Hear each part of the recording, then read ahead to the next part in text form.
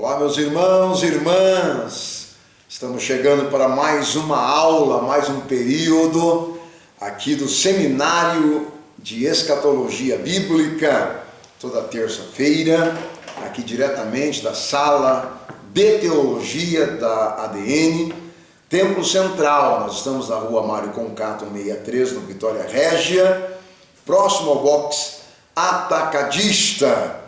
Você pode estar com a gente se você preferir, se você quiser, venha estar com a gente. As aulas acontecem às terças-feiras, às 20 horas, no Templo Central ADN, tá bem? Nós vamos dar prosseguimento no nosso comentário bíblico. Que Deus abençoe a sua vida, que você tenha uma ótima estada e uma ótima receptividade com a gente aqui através do nosso estudo, do nosso seminário de escatologia bíblica. Nós estamos tratando a respeito da tribulação e grande tribulação. Nós vamos então dando prosseguimento, falando da Israel e sua fuga na grande tribulação. Todos nós sabemos que Israel será praticamente exterminada. Todos os israelitas morrerão praticamente na sua totalidade. Ficará um rebento de Jacó, ficará apenas um poucochinho de Jacó. E Deus então salvará milagrosamente esse poucochinho de Jacó que restar deste período da grande tribulação. Então a besta perseguirá os judeus para os matar e conduzirá seus exércitos contra Jerusalém. Quando falamos a besta, falamos de uma pessoa que é um líder, tá bem? É um líder, e este líder com um conglomerado de exércitos. Ele levará esse conglomerado de exércitos para Jerusalém, conforme Zacarias 12:3, 14:2. Nessa ocasião crítica para Israel, parte de Israel refugiar-se-á nos abrigos naturais de Edom. Edom é uma cidade da linhagem de Esaú. É uma cidade escavada em rochas, que serve exatamente para esconderijos. E Israel achará na época que conseguirá se esconder na cidade de Edom. Outros vão querer ir para a cidade de Moabe, entre os moabitas, e outros para Amon, para os amonitas. Essa região hoje é o centro-sul da Jordânia. Durante o milênio, eles pertencerão a Israel. Deus poupará Edom, Moabe e Amon, que para servirem de abrigo natural para Israel no período da grande tribulação. Já uma vez refugiou-se Israel ali, quando Babilônia os hostilizou, conforme Jeremias 40, versículo 11 e 12. Sermão do Monte e a tribulação. Capítulos 24 e 25 do Evangelho de Jesus Cristo, escrito por Mateus, oferece outro relato da tribulação. Mateus capítulo 24, versículo 3 ao 14, temos a primeira fase da tribulação, isto é, os primeiros 3 anos e meio da tribulação. Nesta época existirão crentes em Jesus que farão parte dos que logo mais adentrarão no milênio e levarão a palavra de Deus às nações, conforme Isaías 66, 19. Capítulo 24, versículo 15 ao 29, nós temos a segunda fase da tribulação, que denomina-se grande tribulação. Nos versículos 21, é a parte final da tribulação. Israel será o centro da grande tribulação. Todas as nações do mundo irão contra Israel, porque estarão sob o domínio da besta. Conforme eu já disse, besta é um chefe de exércitos. Estão ligados à batalha do Armagedon, que precederá a volta de Jesus em glória. Mateus 24, 30 a 31, temos a volta de Jesus em glória. Sua revelação é visível às nações da terra, conforme Apocalipse 19, 11, e também o versículo 19. Mateus 25, 31 a 46, nós temos o julgamento das nações, e prelúdio de Cristo na terra com seu domínio sobre a terra. Enquanto tudo isso estiver acontecendo, a igreja estará triunfante nos céus, festejando a bodas do Cordeiro. Então, os capítulos 24 e 25 do Evangelho de Jesus Cristo, escrito por Mateus, trata-se da tribulação e grande tribulação e o retorno visível de Jesus em glória. Essa volta visível de Jesus será com duas frentes principais. Primeiro, vir para que todo o mundo o veja e o conheça. Segundo, livrar o povo de Israel das garras da besta, das garras do anticristo. E podemos colocar um terceiro, liderar uma guerra, a última guerra mundial, que é a batalha no Armagedon. Então, quando Jerusalém estiver cercada de exércitos das nações confederadas sobre o domínio, ou sob o domínio da besta, os judeus estarão sem qualquer esperança de salvação, a ponto de serem tragados pelos seus inimigos. Então, clamarão angustiadamente a Deus. Será nesta ocasião crítica para Israel que o Senhor Jesus descerá em seu socorro sobre o Monte das Oliveiras. Então, quando Israel estiver praticamente dizimada,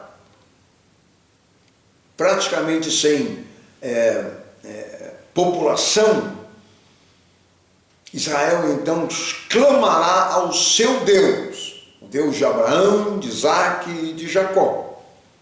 Vai clamar e vai dizer que eles são filhos de Abraão, e vão dizer que são descendências de Davi, e vão lembrar a Deus de que Deus prometeu livrar o seu povo de Israel.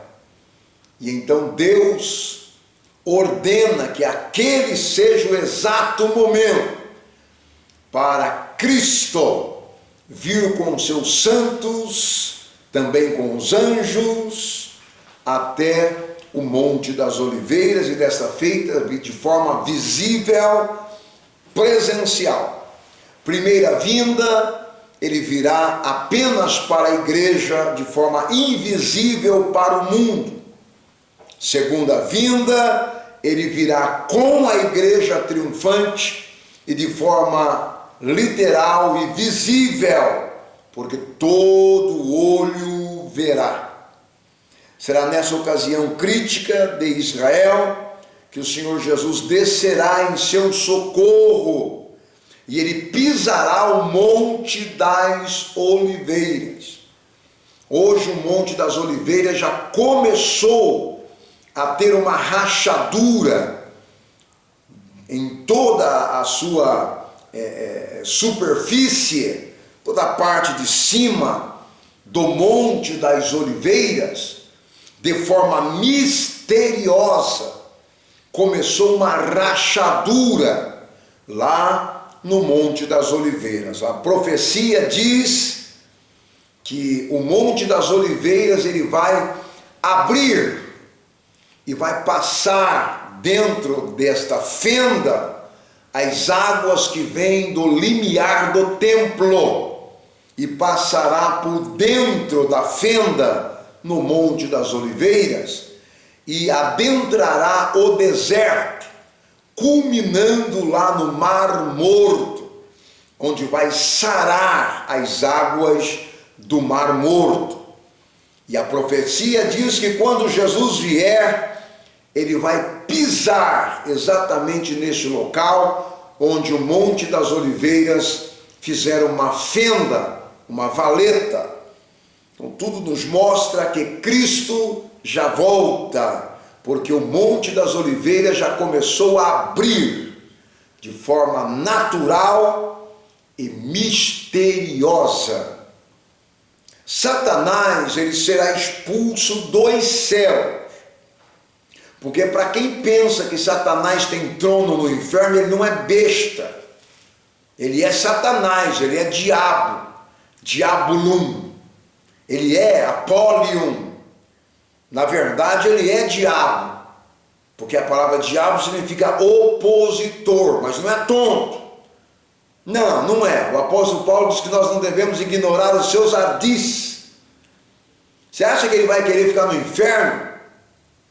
Se o inferno vai ser o lugar de tormento eterno, um lugar de cadeias eternas para Satanás? Não. Satanás não está no inferno. Satanás está tranquilo, rodeando a terra e passeando por ela. Ele não quer nem saber quem inventou o inferno na vida dele. Então essas histórias que vocês ouvem, é muito difícil ser verdade, com grande probabilidade de não ser verdade, ser apenas uma conjectura, um pensamento, uma fábula, uma invenção dentro da mente, mas não uma realidade. Qual? Essas histórias de que a pessoa vai ao inferno e vê o diabo assentado num trono, com uma lança, um garfo de 3 pontas, e ele fica ordenando os demônios a ficar cutucando as alminhas que estão lá em tormento. Não, não é verdade. Agora, é verdade que uma turma dos demônios estão presos em cadeias eternas no inferno, mas aí é porque Deus os prendeu, até que se cumpra os dias em que fora determinado no livro do Apocalipse. 5 meses o inferno virá à terra, significa os demônios que estão presos no inferno virão à terra durante 5 meses. Onde os homens procurarão a morte, não acharão. Mas Satanás está tranquilo no espaço sideral. Príncipes que ele coordena também estão tranquilos, chamados principados, potestades, príncipe das trevas, que são guerreiros do inferno, assim, guerreiros à disposição de Satanás, mas que estão no espaço sideral. É só você lembrar de Efésios capítulo 12, versículo 10. No demais, irmãos meus, fortalecei-vos no Senhor e na força do seu poder, porque não temos que lutar contra carne e sangue, mas sim, aí Paulo falou desses lugares que estão infestados desses demônios, anjos caídos, etc. E aí ele fala de Satanás, ele fala de ossos infernal da maldade, ele fala de potestade, ele fala de legiões. Então o espaço sideral está infestado das hostes infernais da maldade, mas não estão no inferno. Mas os dias de Satanás estão contados, porque ele sabe que ele vai ser algemado, manietado e colocado no inferno. E lá no inferno tem 3 compartimentos. Ele vai para o último compartimento do inferno, que é o Geena, onde tem fogo e enxofre. O espaço sideral tem sido sede das atividades de Satanás desde a sua expulsão das moradas de Deus.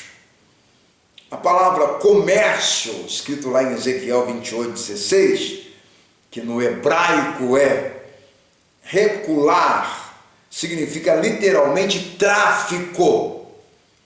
Quer dizer, comércio indo para cima e descendo para baixo, levando e trazendo o fuxico das nações, más histórias nas nações, falando mal de lideranças, intrigando e causando intrigas nos conglomerados familiares e sociais e até mesmo dentro das igrejas locais, mexericando, inventando história não existente, indispondo pessoas umas contra as outras. Isso tudo faz parte do comércio de Satanás. Inimizando pessoas, causando inimizades, também faz parte do comércio de Satanás. Sempre que alguém faz isso, está trabalhando para Satanás, fazendo o seu comércio. Se você ver alguém criticando, zombando, falando mal, querendo melhoras, fazendo motins, estão trabalhando no comércio de Satanás. Escrito em Ezequiel capítulo 28, versículo 16. Quem é de Deus não entra por esse caminho, não faz parte desse comércio, não quer comissões das vendas deste comércio, porque não vai querer vender esses produtos.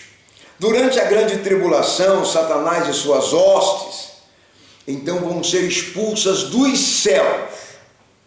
Os céus estrelares, o que nós conhecemos como atmosfera, passarão a agir diretamente aqui na terra, conforme Apocalipse 12, versículos 7 a 9. Atualmente, quando a terra ainda não é a sede de suas atividades, já ocorrem as piores cenas de horrores, mortes, destruições, como não será então naquela época, quando Satanás virá presencialmente aqui na terra, com todas as suas hostes da maldade, quando a terra será o seu quartel general, você não consegue imaginar, e nem deve, porque a sua mente não chegará lá, das atrocidades que acontecerão nesse período, quando Satanás estará na terra. Hoje ele não vem para a terra porque o Espírito Santo, ele está na terra. Ele não ficou pairando sobre as águas só naquele tempo. Ele continuou protegendo a terra, tá bem? E depois, no dia de Pentecostes, ele é onipresente, ele continua pairando, protegendo a terra, e ao mesmo tempo ele veio para se manifestar para quase 120 irmãos, ou 120 irmãos, que estavam lá na casa da irmã Maria, em Jerusalém, no primeiro andar do cenáculo, ou da sala de jantar da casa da irmã Maria. Então o Espírito Santo, ele habita em nós e habita no espaço sideral. No espaço sideral ele fica para impedir que Satanás venha à terra. Exemplo, o Espírito de Deus, que paira sobre a terra, foi até o Rio Jordão, pousou sobre a cabeça de Jesus em forma corpórea de uma pomba, não era uma pomba, forma corpórea, encheu Jesus, o Espírito de Deus, encheu Jesus e levou Jesus para o deserto. Jesus ficou 40 dias lá. O texto de Mateus capítulo 4 diz assim: e Jesus foi levado pelo Espírito ao deserto para ser tentado pelo diabo. O diabo veio à terra por autorização expressa do Espírito Santo, que queria que Jesus fosse tentado para poder ser aprovado, para então começar o seu ministério terreno. Depois que ele fez isso, o próprio Jesus o repreendeu, não é? Somente ao Senhor teu Deus adorarás, somente a ele prestarás culto, e Satanás fugiu da sua presença e voltou para o espaço sideral, e o Espírito Santo continua pairando sobre a terra, não permitindo que Satanás venha. Já é uma situação tão horrível aqui na terra, imagina se ele viesse, né? Quem vem então, bispo Eliezer? Só é autorizado ficar aqui na terra os seres pequenos, chamados demônios. Então a terra está infestada de demônios que ficam ao derredor do crente, querendo uma brecha para entrar. Mas enquanto esse crente tem o Espírito Santo, os demônios não entram. Vamos voltar para o nosso texto. Batalha do Armagedon, é que nós estamos tratando. O termo Armagedon significa Megido, vai acontecer no Monte Megido. Trata-se do local ao norte de Israel, onde o Senhor trava contra os seus inimigos, o seu povo, né, de Israel, a maior batalha já vista e já travada em toda a terra. Este local é famoso por ser um campo de batalha na história passada. Dada a estratégia que ocupa neste local, concentrar-se-ão as forças das nações do mundo inteiro em guerra contra a nação de Israel. Todos contra um. Muita gente, como por exemplo as testemunhas de Jeová, tem uma compreensão totalmente errada, deturpada, sobre a batalha do Armagedon. Não importa quão sinceros eles sejam ou querem ser, e os demais que creem na doutrina deles, eles estão totalmente confundidos e são heréticos na interpretação desses tempos da grande tribulação. Os tais ensinam que tal batalha será apenas um conflito entre seres espirituais, entre o bem e o mal, sem qualquer realidade literal, sem a força humana. Outros vão para um outro extremo, materializando as ideias, isto é, literalizando, sem a fé, sem a realidade.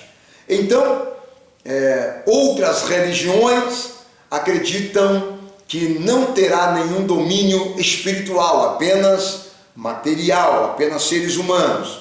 Testemunhas de Jeová acredita que a batalha do Armagedon será uma luta entre o bem e o mal.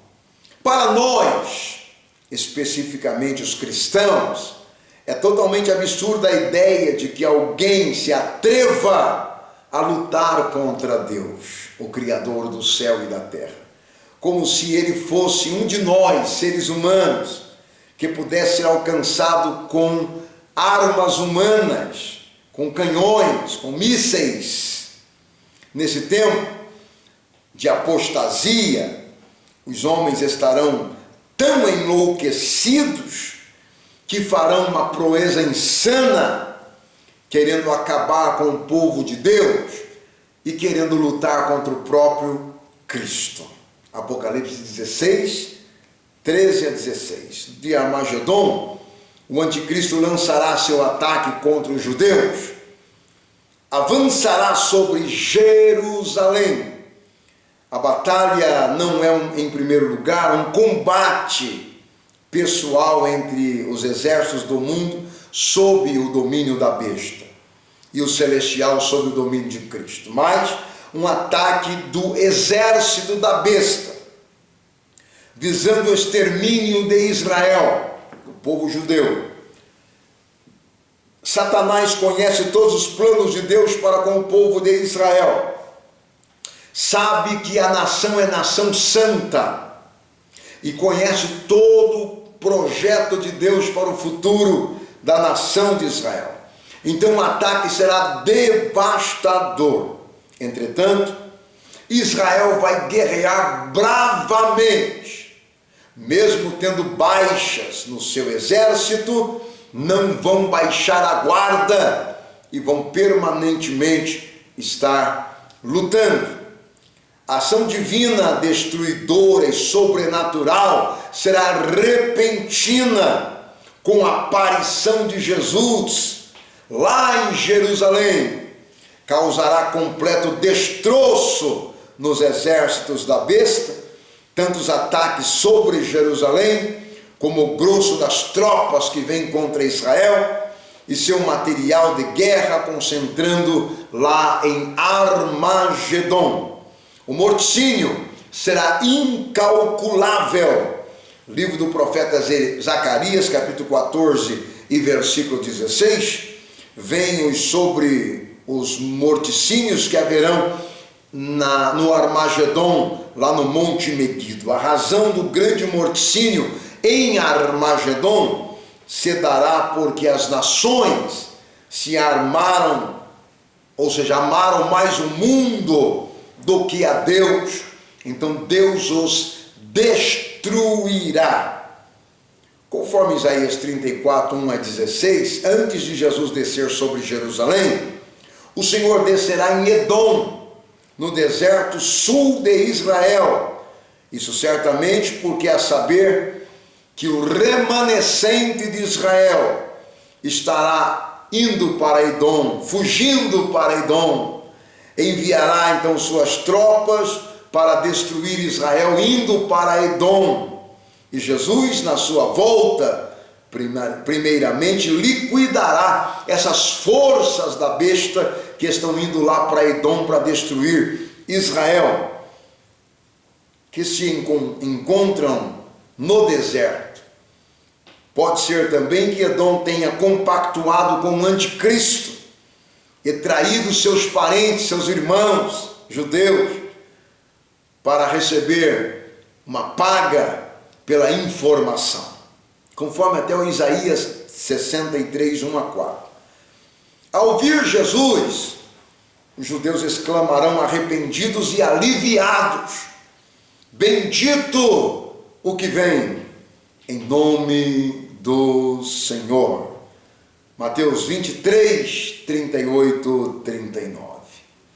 Então a volta visível de Jesus com essas nações rebeladas, nesse momento da vinda de Jesus, Jesus virá corporalmente, assim como para o céu subiu, e de lá ele virá como homem, um homem perfeito, todo olho o verá. Apocalipse 1 e 7. Como então isso acontecerá? Atualmente temos transmissões através de via satélite, programas de televisão, internacionalmente é transmitido programas por via satélite, TVs a cabo, né? A pessoa fala lá do Japão e o outro assiste aqui simultaneamente.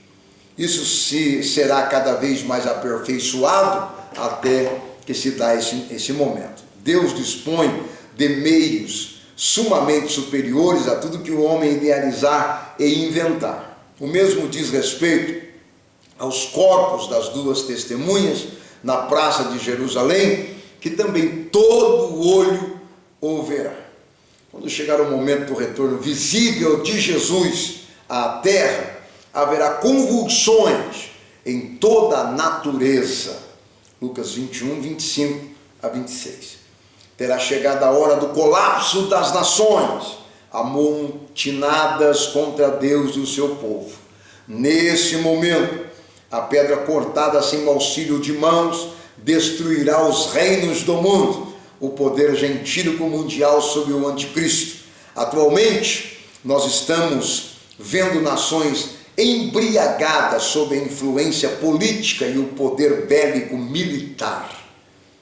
Presenciamos suas proezas e demonstrações de força bélica, tendo Deus fora dos seus programas de governo. Não o reconhecem como seu superior Senhor, a saber, Deus. Isso vai aumentar cada vez mais. Caso as nações não se rendam ao Rei dos Reis e Senhor dos Senhores, terão que enfrentar o guerreiro muito mais forte do que todos eles juntos, o Messias prometido para Israel. Jeremias 25, 15 a 33. O anticristo não será o diabo propriamente dito, será um homem personificando o diabo. Não será também o Judas Iscariotes que vai ressuscitar, como alguém já aventurou a dizer. Ele será um homem como os demais, nascido de mulher. João o viu sair do mar, isto é, de entre as nações. Apocalipse 13, 1, 17. Por ocasião da manifestação visível de Jesus, o anticristo e o falso profeta, eles serão manietados, vão ser presos e lançados vivos no lago de fogo, que é o inferno final, o Geena. Haverá uma aceitação nacional do povo judeu, aceitando-o como Messias. Desde os dias de Jesus, tem havido judeus cristãos individuais. Entretanto, o remanescente judaico, expurgado e arrependido, se voltará como nação aos pés do Messias e será uma aceitação por meio de muito arrependimento e choro. Isaías 4 e 3. Que cena maravilhosa será ver Israel reconhecendo Jesus como seu Messias, ainda que tardio, mas vão reconhecê-lo. As festas sagradas do dia da expiação, tabernáculos, têm os aspectos proféticos do arrependimento da nação de Israel para aqueles dias. Já dissemos que durante a grande tribulação haverá um grande derramamento do Espírito Santo, redundando em salvação de muito grande multidão de salvos aqui na terra. Nessa época, a nação de Israel também será salva de igual modo. Estamos no seminário de escatologia bíblica, Bispo Eliezer Carvalho. Nós estamos na rua Mário Concato, 63, no Vitória Régia, próximo ao box Atacadista. Se você quiser estar com a gente na aula presencial, terça-feira, 20 horas, tá bem? Até uma próxima, se Deus permitir. Dê um like, compartilhe aí esse vídeo e também se inscreva no canal e faça comentários para que o YouTube entenda que é realmente um vídeo de importância para os seus ouvintes e aqueles que irão assistir. Até a próxima, Shalom, Adonai.